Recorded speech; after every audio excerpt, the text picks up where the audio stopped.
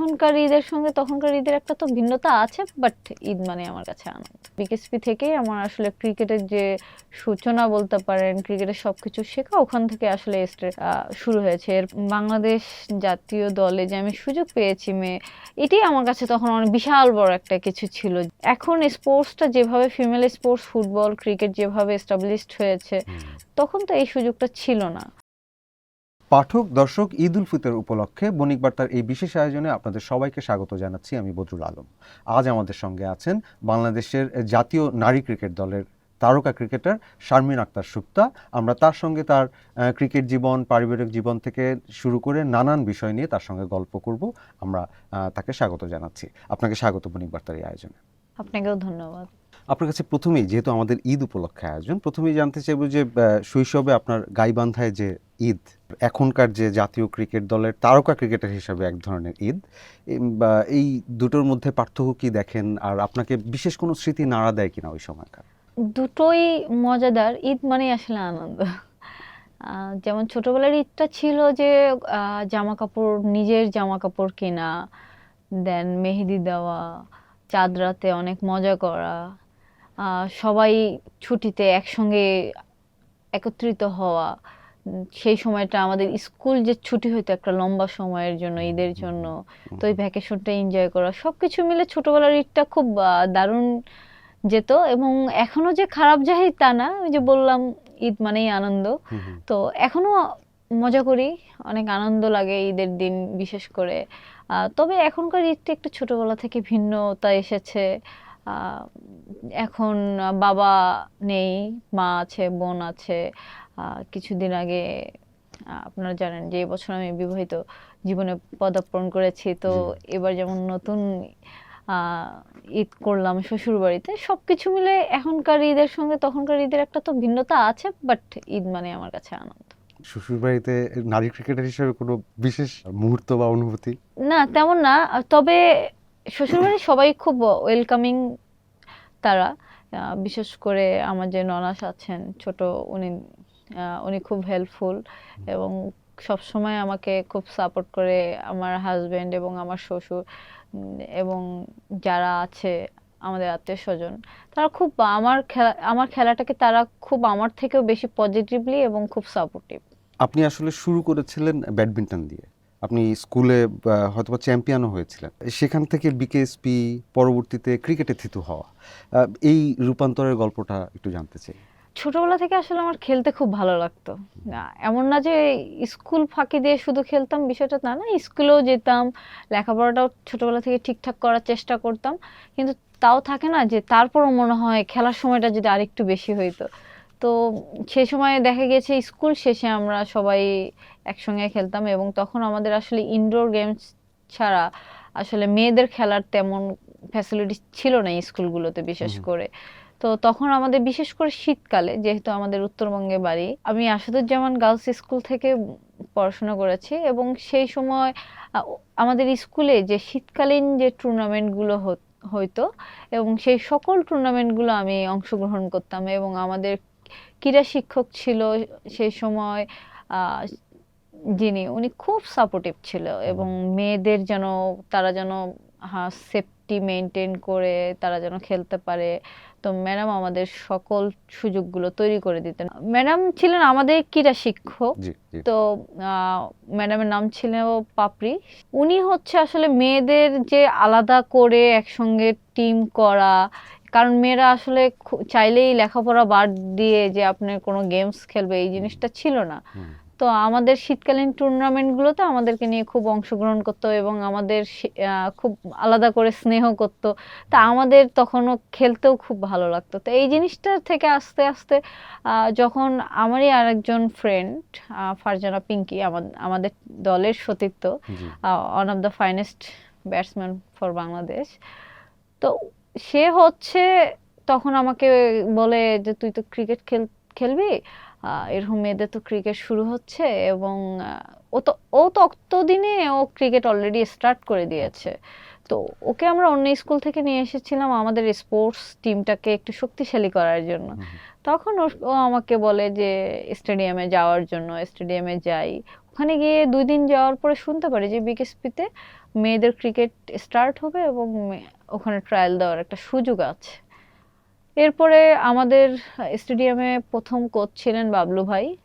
তো ওনার কাছে স্টার্ট করি প্র্যাকটিস এবং বিকেএসপিতে টেস্ট দেই। আলহামদুলিল্লাহ সে সময় আমি সুযোগ পাই বিকেএসপিতে। 2008 সালে। জি, সুযোগ পাই। যদিও বিকেএসপিতে ভর্তি হওয়ার ক্ষেত্রে আম্মু একটু নারাজ ছিল, কারণ বিকেএসপিতে যেহেতু খেলাধুলা বেস্ট একটা প্রতিষ্ঠান, তো লেখাপড়ার কি হবে এর জন্য। তো বাট ওনাদের আগ্রহ ছিল আপনার একাডেমিক জায়গা। ইয়েস, এটা সবার সেই সময় স্বাভাবিক একটা চিন্তা না বাবা মার জন্য। কারণ আপনি যদি দেখেন এখন স্পোর্টসটা যেভাবে ফিমেল স্পোর্টস ফুটবল ক্রিকেট যেভাবে এস্টাবলিশড হয়েছে, তখন তো এই সুযোগটা ছিল না। 2008 সালে তেমন মেয়েরা ক্রিকেটও খেলতো না। দেন বিকেএসপিতে ভর্তি হওয়ার সুযোগ হয়, আব্বু অনেক সাপোর্টিভ ছিল। বিকেএসপিতেই আসলে বাকি সময়গুলো আমার কাটে এবং বিকেএসপি থেকেই আমার আসলে ক্রিকেটের যে সূচনা বলতে পারেন, ক্রিকেটের সবকিছু শেখা ওখান থেকে আসলে শুরু হয়েছে। এরপর ক্রমান্বয়ে অনেক ধরনের অনেক কোচের কাছ থেকেই শেখা হয়েছে। তবে বিকেএসপি না থাকলে হয়তো আমার ক্রিকেট জার্নিটা এত স্মুথ হইতো না। আপনি 2008 সালে বিকেএসপিতে ঢুকলেন, তারপরে আপনার 2011 সালেই আপনার অভিষেক আয়ারল্যান্ডের বিপক্ষে এবং সর্বকনিষ্ঠ হিসেবে আপনার অভিষেক ম্যাচেই হাফ সেঞ্চুরি। এর ঠিক 10 বছর পরে 2021 সালে আপনার প্রথম ওয়ানডে সেঞ্চুরি। এই যে দীর্ঘ সময়ের পথ চলা, সেই 15 বছরের কিশোরী সুপ্তা আর আজকের অভিজ্ঞ সুপ্তা, এই মানসিকতায় কি পরিবর্তন এসেছে, আর এই দুই অর্জনের কোনটা আপনার জন্য বেশি তৃপ্তি দিয়েছে আপনাকে? আমার কাছে মনে হয় প্রথমটা আমার কাছে অভিষেক ম্যাচ, কারণ 2021 সালে যেটা আমি সেঞ্চুরি করেছি বাংলাদেশের হয়ে প্রথম, সেটা আমাদের পরবর্তীতে ফার্স্ট ক্লাস হিসেবে কাউন্ট হয়েছে, ইন্টারন্যাশনাল হিসেবে কাউন্ট হয়নি। তবু তো সেঞ্চুরি তো অবশ্যই এটা একটা ভালো লাগার বিষয়। বাট অভিষেক ম্যাচটি আমার খুব ভালো এখন সারা জীবন মনে থাকবে এই কারণে, কারণ টুর্নামেন্টের লাস্ট ম্যাচটি আমি খেলেছিলাম এবং লাস্ট ম্যাচটি আমার অভিষেক হয়েছিল এবং পুরো টুর্নামেন্ট দেখার জন্য আমার বাবা গাইবান্ধা থেকে এসেছিল। পুরো টুর্নামেন্টের সবগুলো ম্যাচ আমি সুযোগ পাইনি একাদশে। আমার বাবা যেদিন ঠিক চলে যাচ্ছিল ওই দিন আমি আসলে একাদশে খেলি। পরবর্তী সেই সময়টা আব্বু আসলে তখন তো এইভাবে ক্রিকেট লাইভ দেখাইতো না, রেডিওতে তখন আব্বু বাসে বসে যাচ্ছিল আর ও তার মানে উনি ম্যাচটি উপভোগ করতে না দেখতে পারেননি, কারণ সেদিন অলরেডি সে ভেবেছে শেষ ম্যাচ আর হয়তো সুযোগ হবে না।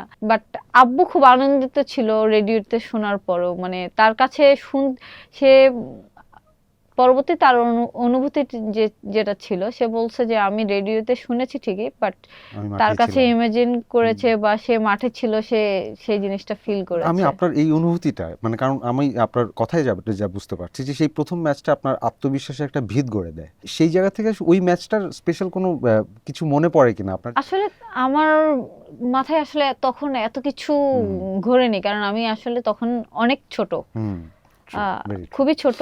আমি যে দলে আমি যে দলে সুযোগ পেয়েছিলাম, বাংলাদেশ জাতীয় দলে যে আমি সুযোগ পেয়েছি, এটাই আমার কাছে তখন অনেক বিশাল বড় একটা কিছু ছিল, যে আমি আপুদের সঙ্গে ড্রেসিং রুম শেয়ার করছি, যাদের নাম শুনে এসেছিলাম, সালমা পান্না, সাথীরা জাকির, জেসি, দেন জাহানা, রুমানা, তাদের সকলের সঙ্গে তখন আমার মানে একসঙ্গে পাশাপাশি বসে তাদের সঙ্গে থাকাটাই তখন আপনার গর্বের একটা বিষয়। তো এবং আয়শাপুরা ছিলেন সে সময়, চামেলিয়াপুরা ছিলেন, সবাই আমার সিনিয়র, আমি সব থেকে জুনিয়র।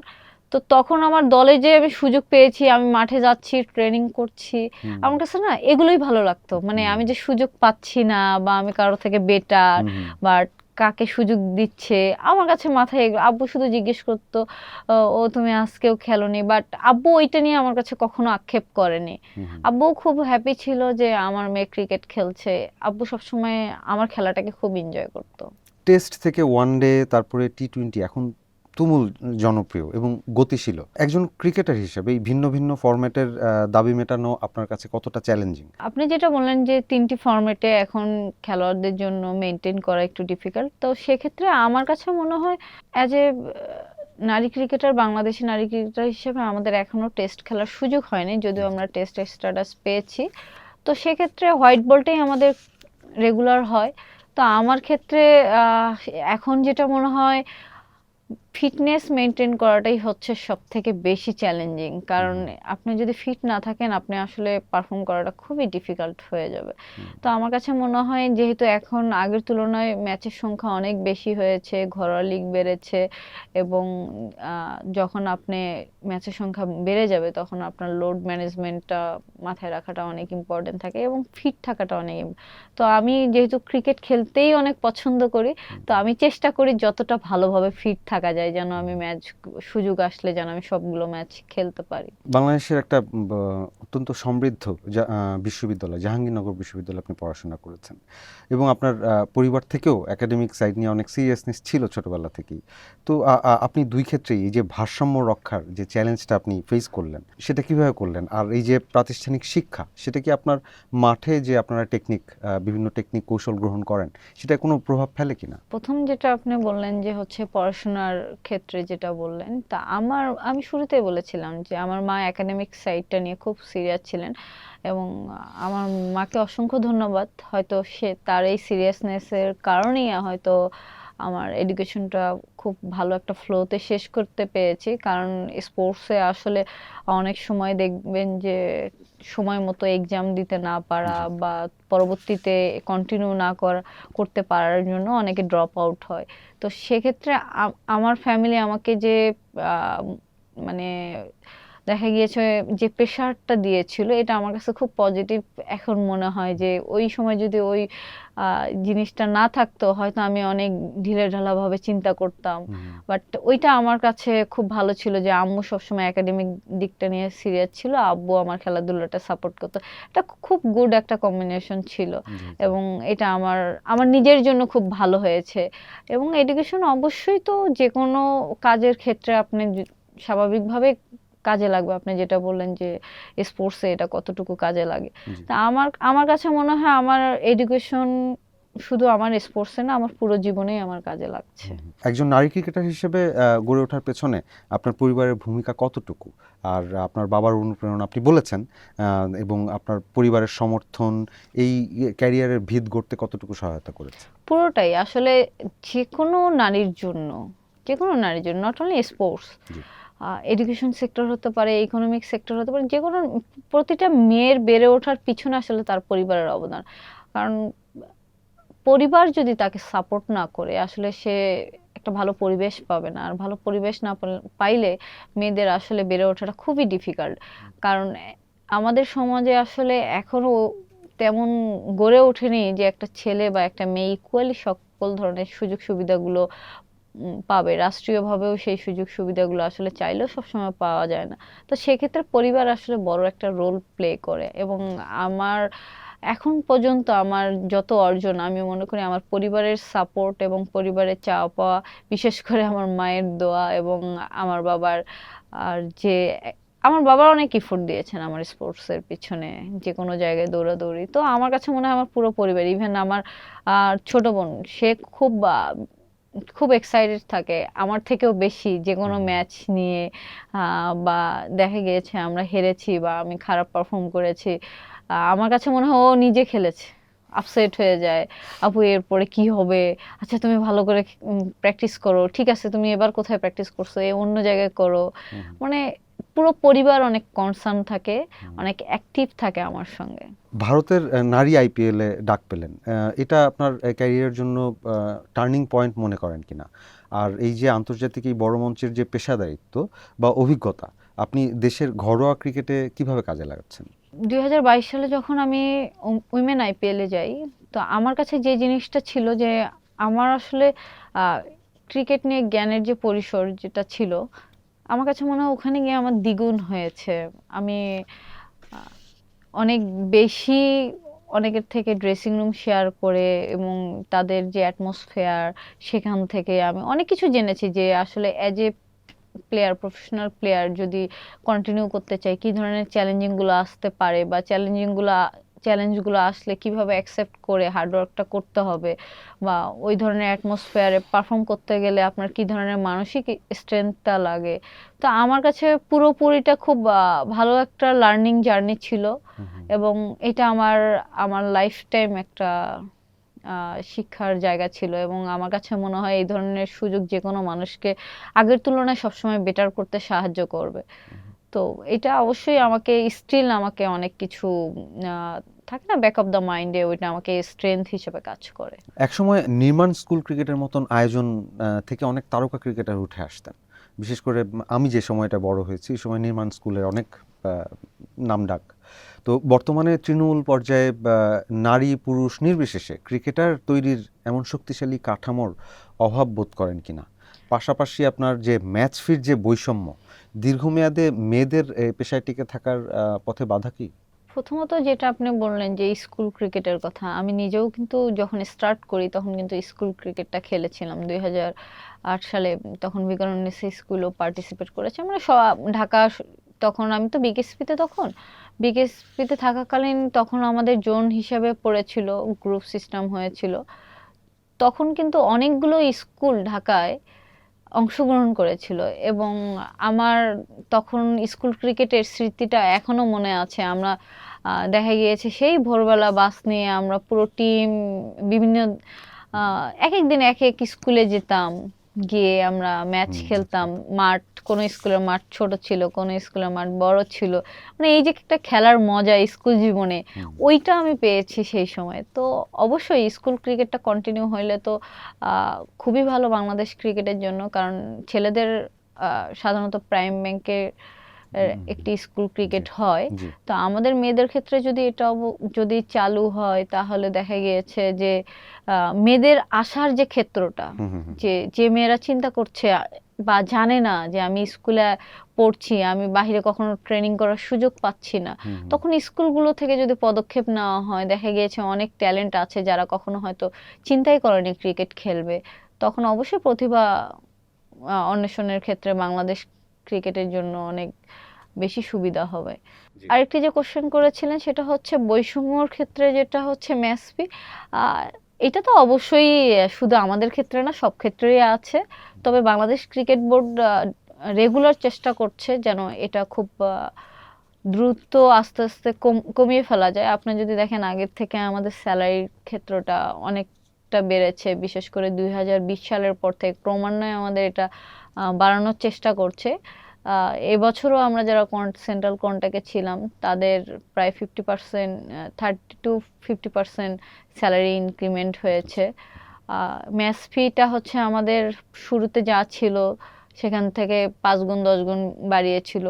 তো আমি যেটা বলবো যে শুধু আমাদের, আমি যদি ক্রিকেটটা দেখি, ক্রিকেটটা তো অবশ্যই আহ, আগের তুলনায় অনেক ডেভেলপ, যে তবে ছেলেদের তুলনায় অনেক কম এটা আছে। আশা করি যে ক্রিকেট বোর্ড এটা আস্তে আস্তে এটাও দূর করে ফেলবে। অনেক মেয়েই প্রতিভা থাকা সত্ত্বেও সামাজিক মানসিক চাপে দেখা যায় মাঝপথে আসলে খেলা ছেড়ে দেয়। যারা কেবল শুরু করছে, আপনি যাদের কথা বলছিলেন, জাতীয় দলের হয়ে যারা খেলার স্বপ্ন যারা দেখে, তাদের উদ্দেশ্যে আপনার কোনো বিশেষ টিপস, মেন্টাল টিপস?